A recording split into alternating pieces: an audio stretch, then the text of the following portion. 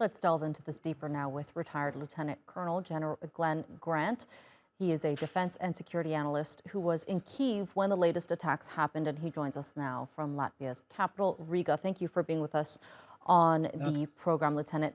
Now, in the last 2 to 3 months or so, we've seen these tit-for-tat attacks between Ukraine and Russia. What does this indicate militarily, and how does it affect everything that's happening on the front lines? Actually, I would say that much of it doesn't affect the front line at all. But there are specific things that affect the front line, and that are those that are behind the front line, where ammunition is destroyed, where the collections of soldiers getting ready to go to the front line are destroyed, and of course where aircraft are destroyed that are specifically targeting Ukrainian positions. But but a lot of the attacks into areas like around Moscow and other towns probably have no effect on the front line whatsoever. There are worries in Russia that these attacks on Russian soil will only get worse, especially after Ukraine receives the F-16 fighter jets. What kind of a tactic do you think Ukraine is using at the moment? Well, I mean, Ukraine is being very careful not to use any Western weapons in attacking Russia. So many of the things that they're actually using have been homemade, or they're using old Soviet-type missiles and rebuilding them so that they can be used as ballistic missiles against Russia.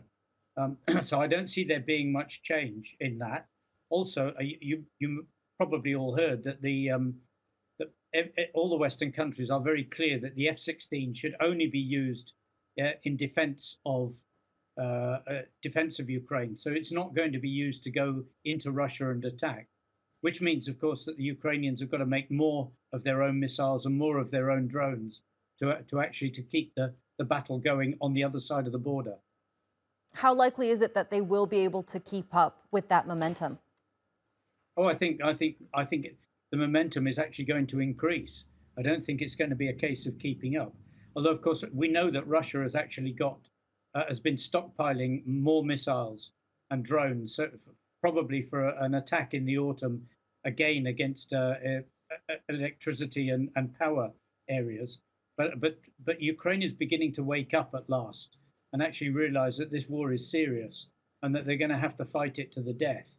So I don't think Russia is going to get away scot-free, or is anybody going to come to the negotiating table for a long time yet.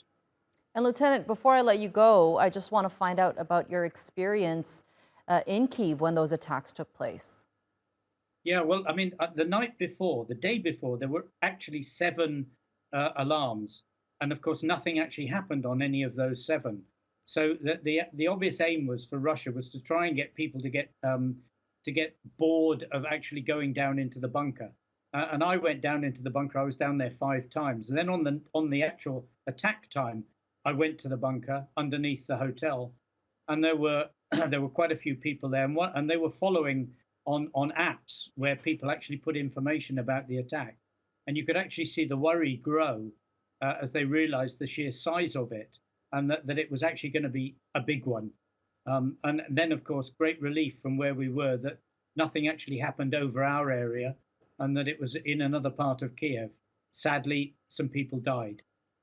Yeah, it is unfortunate. All right, retired Lieutenant Colonel Glen Grant, thank you so much for being with us here on the NewsHour and sharing that insight with us. Thank you.